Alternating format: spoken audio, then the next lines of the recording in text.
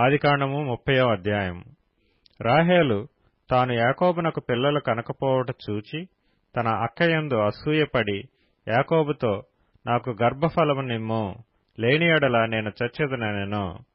యాకోబు కోపము రాహేలు మీద రగులు కొనగా అతడు, నేను నీకు గర్భఫలమును ఇయ్యకపోయినా దేవునికి ప్రతిగానున్నానా అనెను.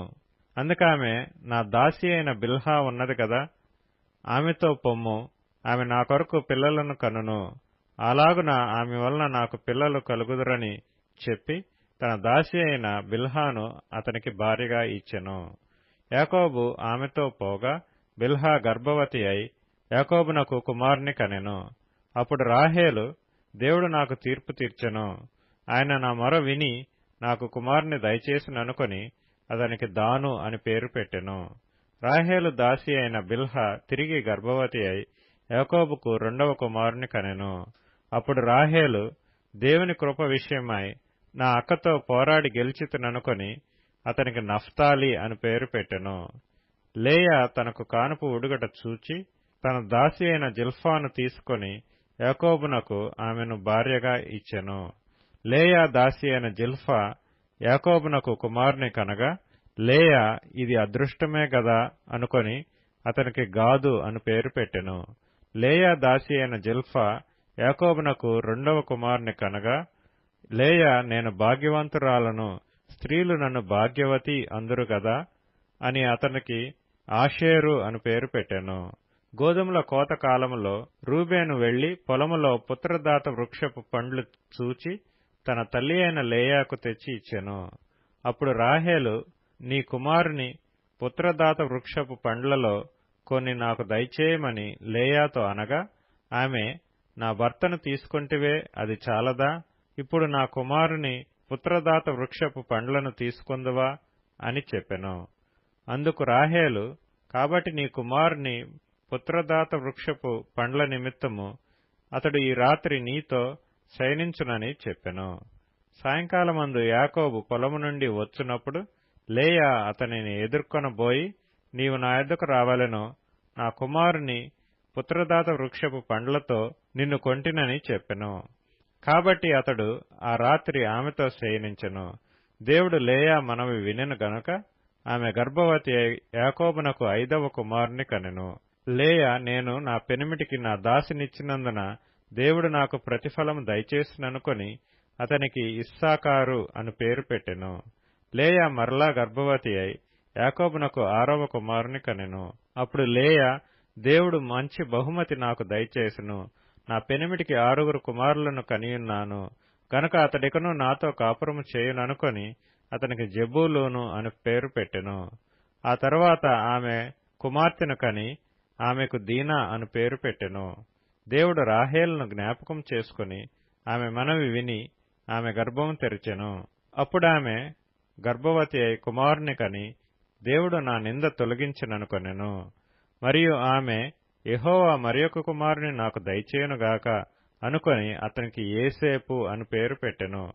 రాహేలు ఏసేపును కనిన తరువాత యాకోబు లాబానుతో, నన్ను పంపివేయుము, నా చోటికిని నా దేశమునకును వెళ్ళెదను, నా భార్యలను నా పిల్లలను నాకు అప్పగించుము, అప్పుడు నేను వెళ్ళెదను, వారి కోసము నీకు కొలువు చేసితిని, నేను నీకు కొలువు చేసిన విధమును నీవెరుగుదువు గదా అని చెప్పెను. అందుకు లాబాను అతనితో, నీ కటాక్షము నా మీదనున్న ఎడల నా మాట వినుము, నిన్ను బట్టి యెహోవా నన్ను ఆశీర్వదించునని శకునము చూచి తెలుసుకొంటినని చెప్పెను. మరియు అతడు, నీ జీతమెంతయని నాతో స్పష్టముగా చెప్పుము, అది ఇచ్చెదనెను. అందుకు యాకోబు అతని చూచి, నేను నీకెట్లు కొలువు చేస్తునో నీ మందలు నా యొద్ద ఎట్లుండెనో అది నీకు తెలియను. నేను రాకమునుపు నీకుండినది కొంచెమే, అయితే అది బహుగా అభివృద్ధి పొందెను. నేను పాదం పెట్టిన చోటెల్లా యెహోవా నిన్ను ఆశీర్వదించెను. నేను నా ఇంటివారి కొరకు ఎప్పుడూ సంపాద్యము చేసుకొందునెను. అప్పుడు అతడు, నేను నీకేమి ఇయ్యవలెనని అడిగినందుకు యాకోబు, నీవు నాకేమీయూ ఇయ్యవద్దు, నీవు నా కొరకు ఈ విధముగా చేసిన యెడల నేను తిరిగి నీ మందను మేపి కాచెదను. నేడు నేను నీ మంద అంతటిలో నడిచి చూచి పొడలైనను మచ్చలైనను గల ప్రతి గొర్రెను గొర్రె పిల్లలలో నల్లని ప్రతిదానిని, మేకలలో మచ్చలైనను పొడలైనను గల వాటిని వేరుపరచెదను. అట్టివి నాకు జీతమగును. ఇక మీదట నాకు రావలసిన జీతమును గూర్చి నీవు చూడవచ్చినప్పుడు నా న్యాయ ప్రవర్తనయే నాకు సాక్ష్యమగును. మేకలలో పొడలైనను మచ్చలైనను లేనివన్నీయు, గొర్రెపిల్లలలో నలుపు లేనివన్నీయు నా యొద్దనున్న ఎడల నేను దొంగిలించితినని చెప్పవచ్చునెను. అందుకు లాబాను, మంచిది, నీ మాట చొప్పుననే కానిమ్మనెను. ఆ దినమున లాబాను చారయైనను మచ్చయైనను గల మేకపోతులను, పొడలైనను మచ్చలైనను గల పెంటి మేకలన్నిటినీ, కొంచెము తెలుపు గల ప్రతి దానిని, గొర్రెపిల్లలలో నల్లవాటినన్నిటినీ వేరుచేసి తన కుమారుల చేతికి అప్పగించి తనకును యాకోబునకును మధ్య 3 దినముల ప్రయాణమంత దూరం పెట్టెను. లాబాను యొక్క మిగిలిన మందను యాకోబు మేపుచుండెను. యాకోబు చినారు జంగిసాలు అను చెట్ల చువ్వలను తీసుకొని ఆ చువ్వలలో తెల్లచారలు కనబడినట్లు అక్కడక్కడ వాటికి తొక్కలు ఒలిచి, మందలు నీళ్లు త్రాగ వచ్చినప్పుడు అవి చూలు కట్టుటకు అతడు తాను ఒలిచిన చువ్వలను మందలు త్రాగుటకు వచ్చు కాలవలలోను నీళ్ల గాళ్లలోనూ వాటి ఎదుట పెట్టగా, మందలు ఆ చువ్వల ఎదుట చూలు కట్టి చారలైనను పొడలైనను మచ్చలైనను గల పిల్లలను ఈనెను. యాకోబు ఈ గొర్రె పిల్లలను వేరుచేసి చారలు గల వాటి తట్టును, లాబాను మందలలో నల్లని వాటి తట్టును, మందల ముఖములు త్రిప్పి తన మందలను లాబాను మందలతో నుంచక వాటిని వేరుగా నుంచెను. మందలో బలమైనవి చూలు కట్టినప్పుడెల్లను అవి ఆ చువ్వల ఎదుట చూలు కట్టునట్లు యాకోబు మంద కన్నుల ఎదుట కాలవలలో ఆ చువ్వలు పెట్టెను. మంద బలహీనమైనప్పుడు పెట్టలేదు.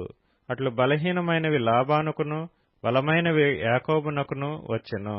ఆ ప్రకారము ఆ మనుష్యుడు అత్యధికముగా అభివృద్ధి పొంది విస్తారమైన మందలు, దాసీలు, దాసులు, ఒంటెలు, గాడిదలు గలవాడాయెను.